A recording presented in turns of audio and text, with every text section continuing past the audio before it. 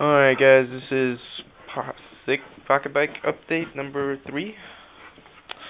Last time I showed it was at the garage. Right now you can see I put new grips. Over here are the old ones, and there are the new ones. They look pretty cool. I like them. I'll focus more in on the paint job. Here's the foot pegs painted.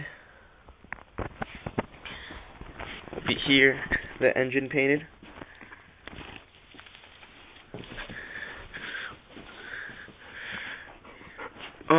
If you've seen my other videos, you already know about this.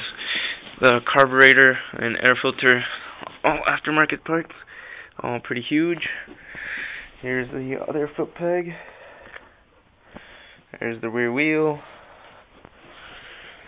What else have I done? I haven't done that much. The fuse I changed to there. Here's the old fuse cap, and this is what the old fuse looked like because I broke it. Yeah, that's pretty much it. Just new grips and changed up the fuse location, giving you a better look at what I did last time. Up next, it's probably going to be getting the gas tank all finished up with all the stuff that I'm doing to it. And as you may have noticed, the exhaust isn't there. So also, hopefully I will finish up the exhaust soon. But as far as an update, the new grips look really nice. They're thicker. Everything works.